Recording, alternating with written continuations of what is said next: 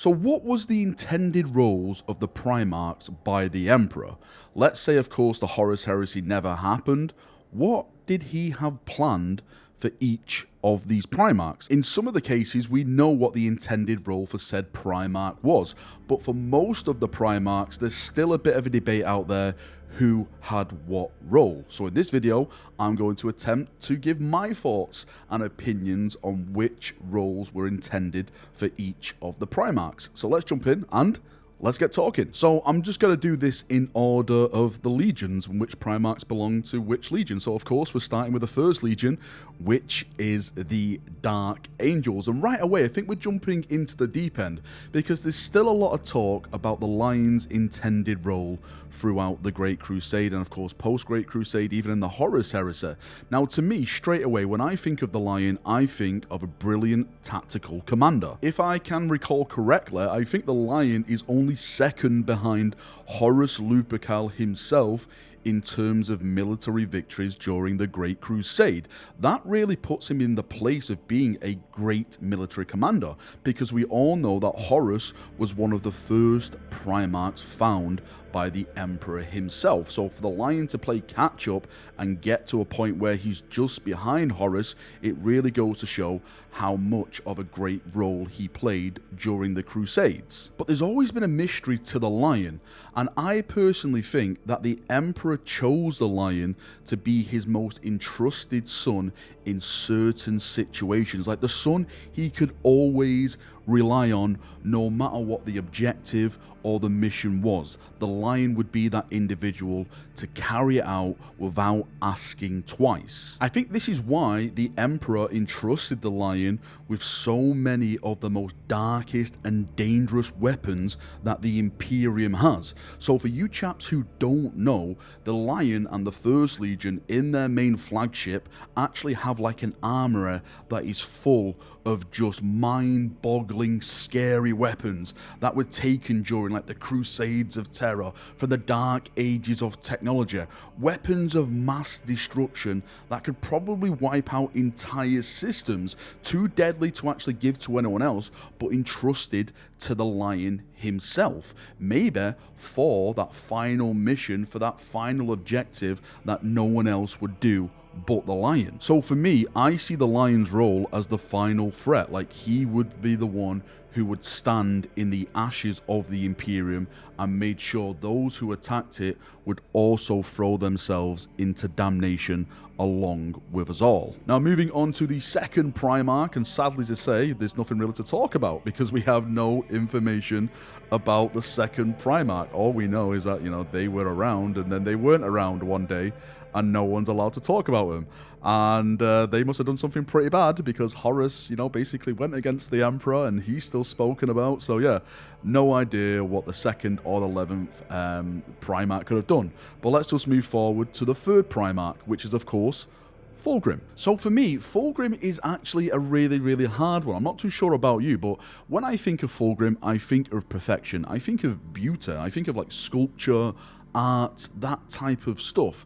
So his role in the Imperium would be the perfection of the Imperium. So every area of said Imperium, that is like the bureaucracy, weapon manufacturing, anything that really is, he would be the perfection of that, looking at it through his eyes and to see how it could be made better, how it could work better to the point of perfection, so everything goes smoothly and works fantastically. I actually read a theory which I absolutely love on Fulgrim's role, and that he would actually be the diplomat of the Imperium. I know like Imperium having diplomats and they're like going to alien races saying let's work together. I know that's a whole different thing in itself, but I actually think that could actually work because Fulgrim was very, very good with people. He was very charmful. He was the person you want to send in to actually talk to people, to make them like lay down their weapons, because he had that type of charisma and those social type of skills.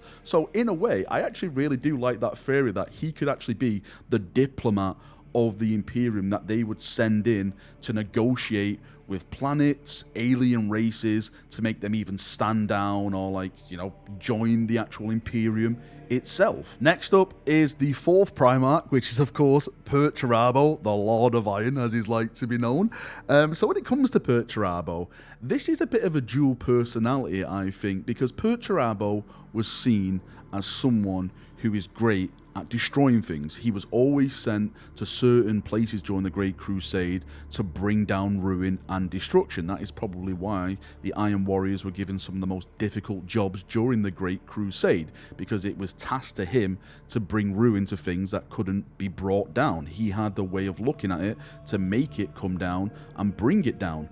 But there's always a sense of sadness I found in Perturabo. Reading about him, he actually wanted to build more than he wanted to destroy. And actually the things he did build were probably some of the most beautiful structures that the Imperium have ever witnessed. And this is really one of the reasons why he kind of betrayed the Emperor and went down there, because he wasn't appreciated for that said skill in that role. He was a master of, like, engineering and everything like that. Like, for those of you who don't know, there's a certain scene in his book where he basically builds little titans and he ends up smashing Fulgrim's face into it. But he's a master engineer. It just goes to show that he had so many skills that went under the radar and that were actually underappreciated. Look at me talking about Perturabo in a good way. I actually feel absolutely sick about myself during this segment of the video. Yep, but for me, when it comes to Perturabo, he was definitely the destroyer of things, and that's what the intended role for him to be. But there was a much more underlying role for that character wanting to come out. Next up is the 5th Primarch, which is, of course, Jaghatai Khan, one of my most favourite bloody Primarchs there has ever been.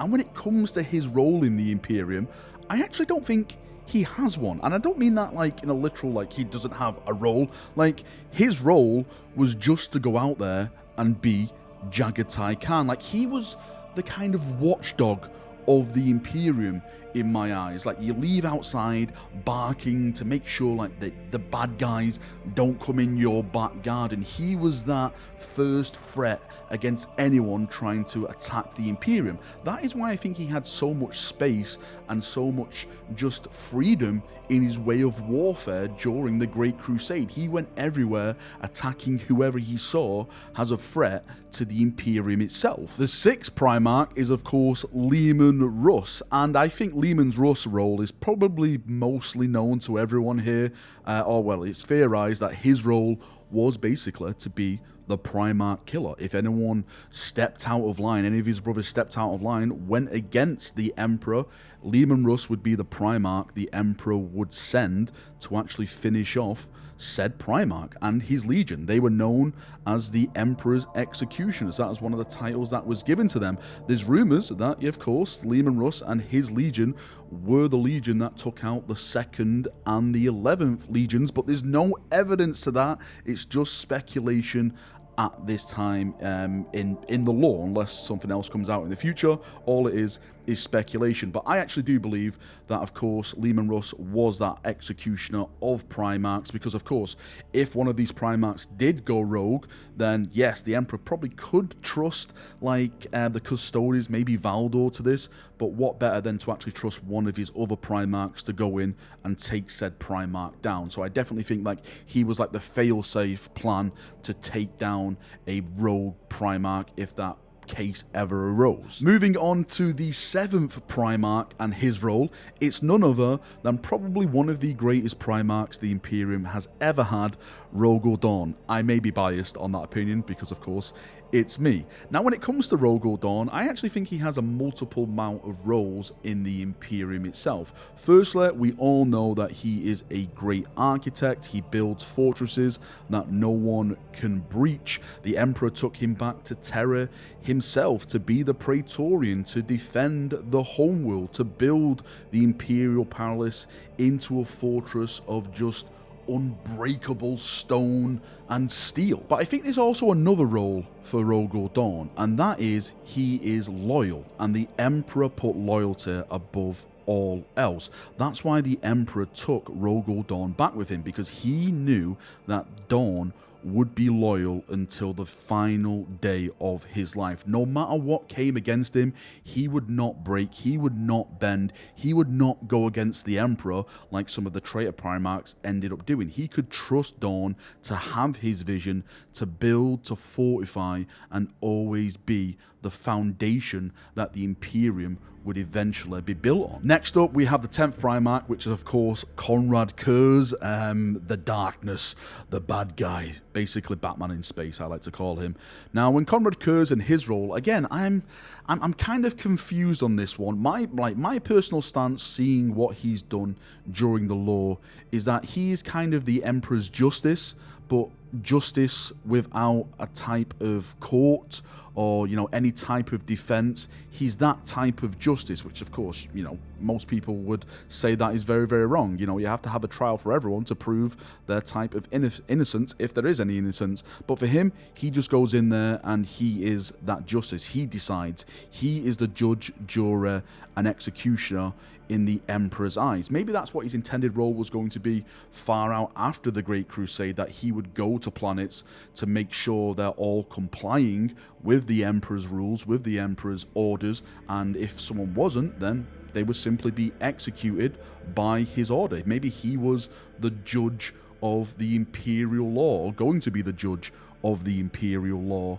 He did have visions of the future, so he could probably see things that were going to happen, and he could go there and type and, well, kind of stop them situations from arising. But there's also another role. Maybe he was the Emperor's assassin. Like, this was the chap that you sent in to kill someone that, you know, needed to be killed. Like, he was the top tier elite killer that the Emperor had at his side. This was the person that you would send in to take down a head of a government, to take down a head of a Xenos race or something in the darkness, in the shadows, and come out with a victory without even firing a bolt. Next is the 9th Primarch, and of course it's glorious Sanguinius.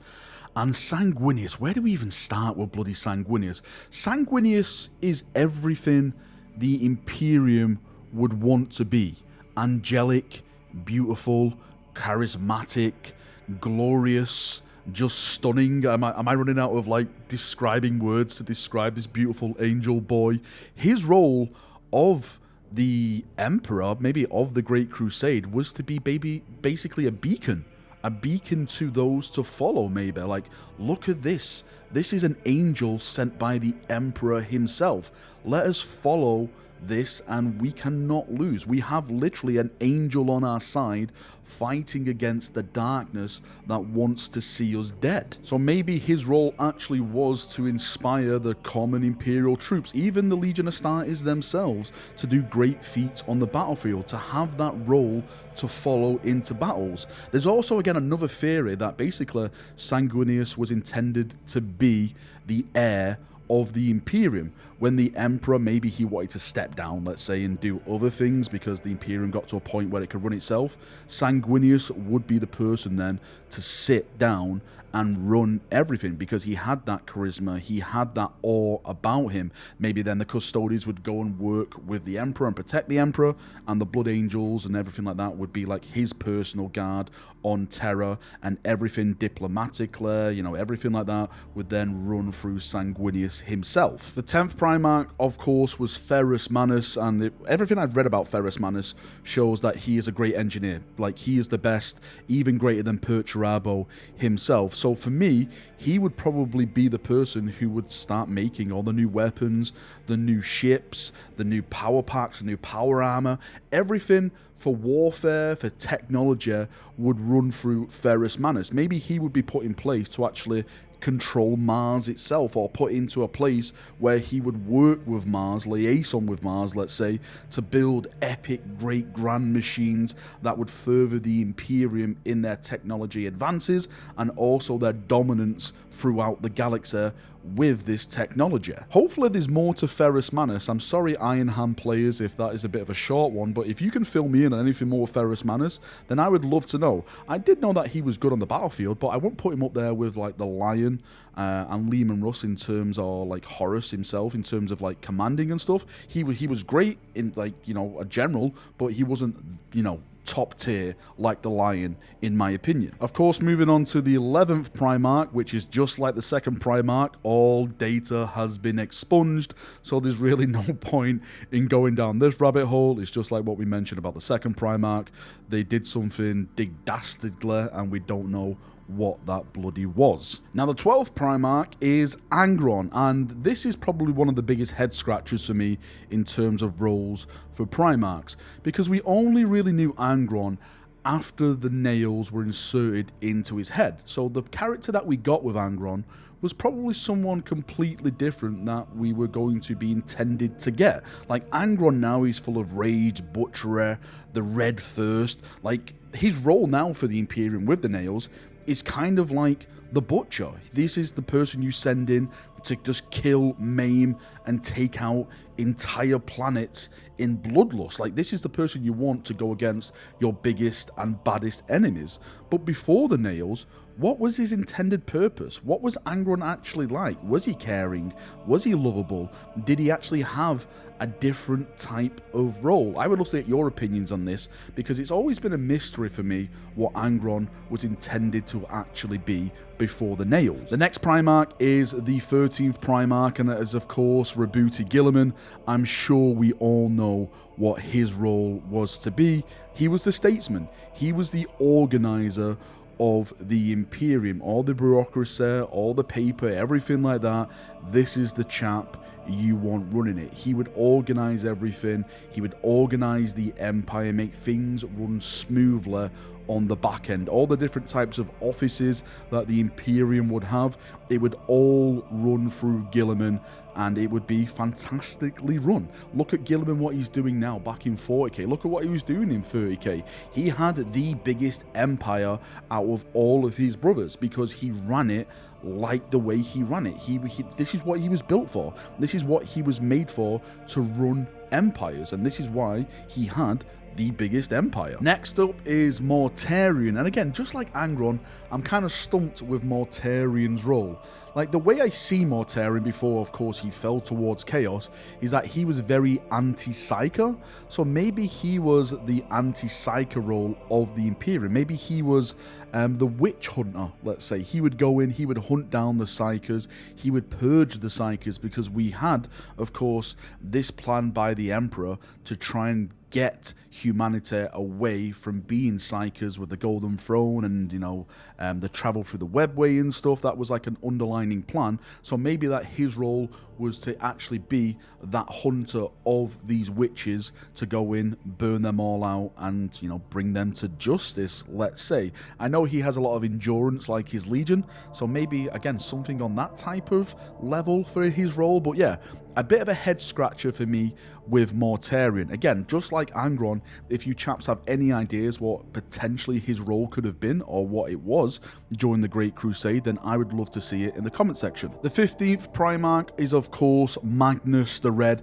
and I kind of think we know the role of Magnus. Again, this was kind of let loose for us through the Horus Heresy series, is that the Golden Throne was intended for Magnus to use. He would actually be the person who would command the webway once the Emperor had it all in place. Of course, that never happened, because everything that did happen, he had this great psychic power like the Emperor, so the Emperor was going to use that psychic power to manifest it into the webway, so the Imperium didn't have to use the warp, didn't have to reuse you know, these dangerous ways of travel. They could use the webway through the guidance of Magnus with his power and go anywhere in the galaxy. It would make them literally one of the greatest forces in the galaxy, because they could pop up anywhere using this webway navigation, with Magnus helping and assisting them to get to said places. I also think that Magnus had the role of being so-called of a teacher as well to his brothers, to remind them of the history, to remind them of the knowledge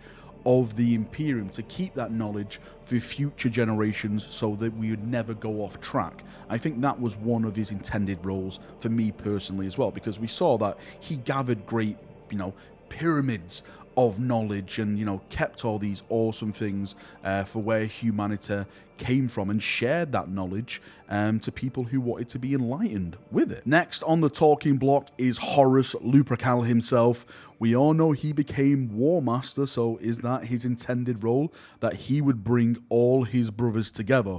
We know through the books, before Horus eventually did turn, that every Primarch had trust in Horus. Of course, some Primarchs didn't get on with each other, but every Primarch never had a bad thing to say about Horus. So maybe he was the glue that would hold all the Primarchs together. That's why he was given the title of War Master by the Emperor, because they know, well, should I say, the Emperor knew that he would be able to inspire them, to lead them, to get them all working to their best abilities to do whatever their intended roles were to be. Plus, like I mentioned about the Lion, he was a great military commander. He had most of the wins during the Great Crusade. Of course, the Horus Heresy is a different situation, but he was a fantastic military commander that inspired the warriors around him. So maybe that was, again, another one of his underlining roles in the Imperium, to be that inspiration to others around him. The 17th Primarch is, of course, Lorgar, who caused all of this. So what was Lorgar's role? Now, for me, Lorgar's role, I think, was the belief in the Imperial dream. Like, he was the person who you were supposed to send round to maybe, like, let's say, preach, like, the Emperor and his way of warfare, the way of the Imperium is the right way. There's no other way. But, of course, what we got is that if he got, like, the religious type of it, and he saw the Emperor's divinity, and it went from there. He saw the Emperor as a divine being, as a god, and it all went downhill from there. But for me, I think his role was the belief in the Imperial dream, but that's what we never got, because he got confused in that said role. Again, I could be completely wrong on that. I think I am wrong, to be fair with you, on that one. If you have any thoughts, feedback, anything like that on Lorgar, again, I would love to see it down in the comment section below. Moving on to the next Primarch, and I think this is everyone's favorite Primarch, because it's Vulkan. I don't think anyone's ever had a bad word to say about Vulkan. That's how much everyone loves this chap in the storyline. Now, when it comes to Vulkan's role during the Great Crusade, from what I've read about him, that he was a great forger of weapons. Like, some of the greatest, most destructible weapons that you can imagine were made by Vulkan, which is kind of ironic, because Vulkan is probably one of the one of the Primarchs who care most about humanity, who wouldn't want these weapons to be used on, mass civilizations and stuff like that. I do know that during the Horus Heresy series, or the Siege of Terror series, is that Vulkan is basically the end game weapon. Now, what I mean by that, and again, maybe this was an intended role of the Emperor, if Terror is overrun, then Vulkan has this weapon he can put into the Golden Throne that will put like a psychic blast that would take out the webway, I think it's the warp even, that would take out the warp, and even Terror itself. Like, there would be no winners. Everyone would die. Like, he would be the final destructible weapon the Emperor would lose, so Chaos would not win. So maybe that's what his role was all along, to be the final destruction of Chaos, if it came to Chaos eventually winning. The 19th Primarch is, of course, Corax, and his legion, or should I say him himself, not his legion, well, his legion and him himself, are kind of like the Night Lords in a way, but not as brutal as the Night Lords. I don't see him as like a silent assassin like Conrad Curze. I see him more of like the stealth kind of fast attack, breaching the enemy lines before they could react type of role. Like Blitzkrieg, the Blitzkrieg where they used to just go in with tanks, just go forward, make that breach, and the rest of the army followed through.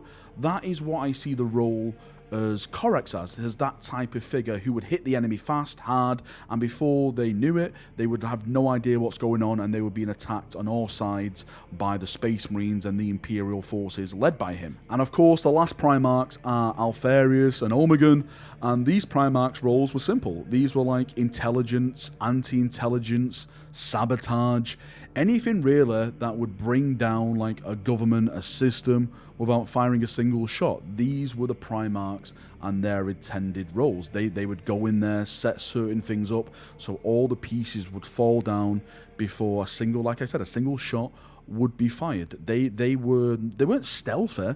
They were just like secret operatives. They were like spies of the Imperium. Maybe spies to weed out, you know, certain aspects of the Imperium itself, to find out corrupt individuals, to go in there and like spy on them to see what they were doing and, you know, report back, and then maybe another Primarch could come in and actually finish the job, or like maybe give his justice like Comrade Curze and stuff like that. Anyway, Chaprunios, that is enough waffling from me. I think this is one of the longest videos I have done in a long time. I really enjoyed making this video. I love talking Primarchs, of course. This is just me summed up.